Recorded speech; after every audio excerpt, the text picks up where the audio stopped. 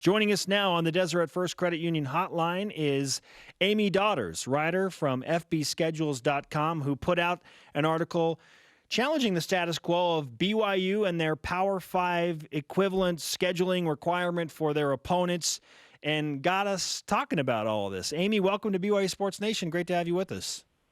Well, thank you, and thank you for having me on.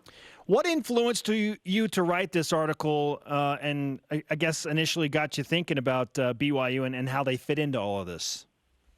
Well, one of the things I do for a living is I analyze football schedules, and I wrote the article to make the point that, really to make a bigger point about how inadequate, how unequal schedules are from a national standpoint. And I was really trying to point out the inconsistencies in scheduling rather than call out BYU specifically.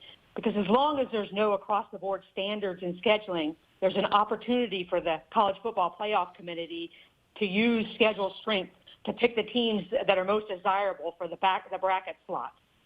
And there are certain minimums, right? Like you mentioned, for each conference. And a few years ago, especially when BYU was in the Big 12 discussion, when the SEC and the ACC and the Pac-12 and everybody said, yeah, they're gonna satisfy this. That was validating for BYU. What you point out in the article is that BYU's percentage of wins is 39%, and pales in comparison to some of the other Group of 5 teams. I guess, how do you feel BYU stacks up in that regard? And you looked at the last 5 seasons. Right.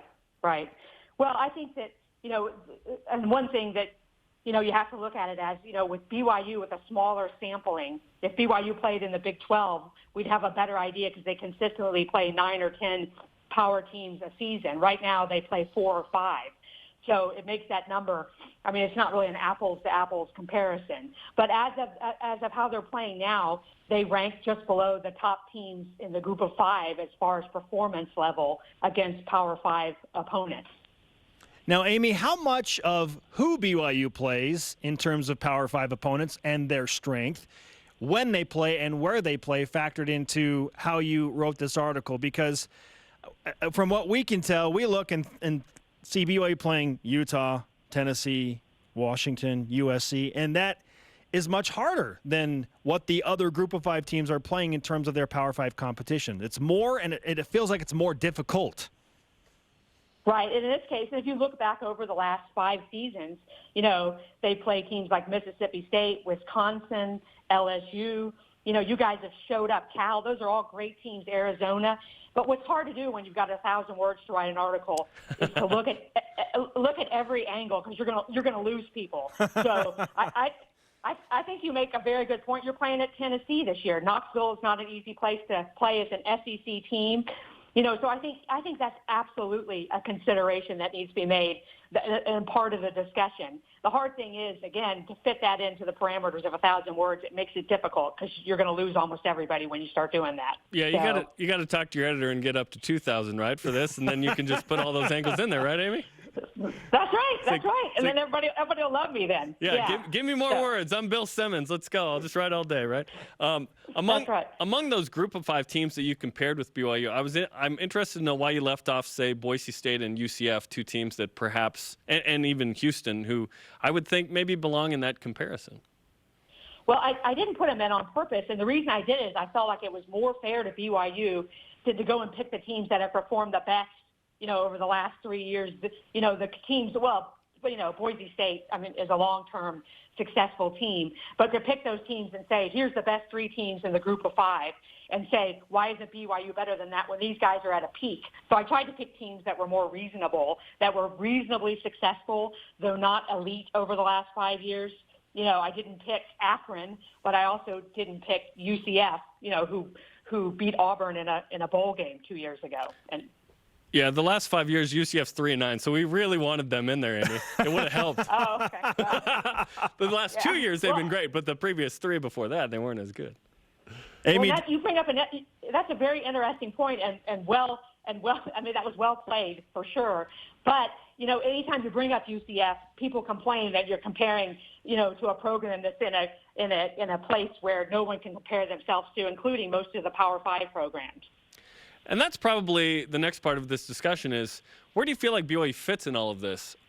Because you could argue that the high-level Group of 5s are probably kind of the 7 or 6 through 8 spot in some Power 5 conferences. BYU wants to be in a Power 5 at some point. At the end of the article, you talk about right now, if BYU was in one, they'd probably be at the bottom. I don't disagree based on the Power 5 metrics. But how do you feel, and where do you feel BYU fits in college football right now?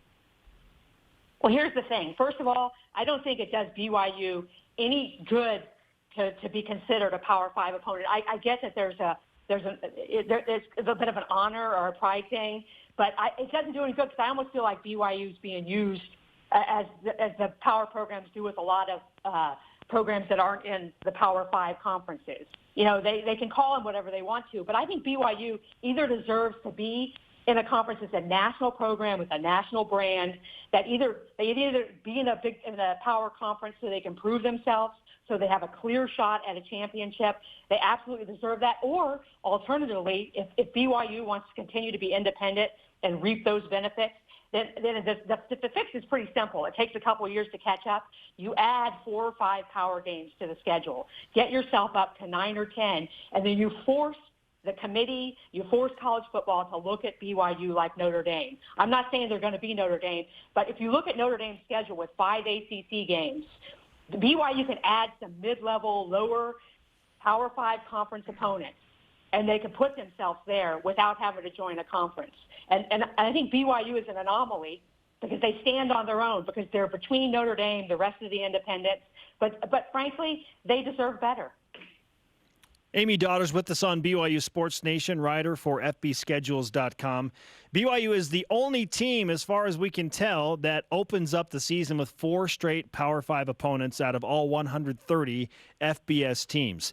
What do the Cougars have to do in the first 4 for us to call that a success and to get them some national recognition? Would 2-2 be enough? I don't know. I feel like 3-1, and the reason I say that is because the finish – the start has to be so great that it takes away from the finish being, I mean, the finish is not outstanding. What is it, Liberty, an FCS team, UMass, and San Diego State. And, of course, San Diego State is a good team. They were a great team last year. But people are going to remember what happens at the end. Whether that makes any sense or not, they're going to forget about those 4 teams being beat at the beginning. So I think it has to be 3-1, and you got to hope 2 of them are ranked that you beat.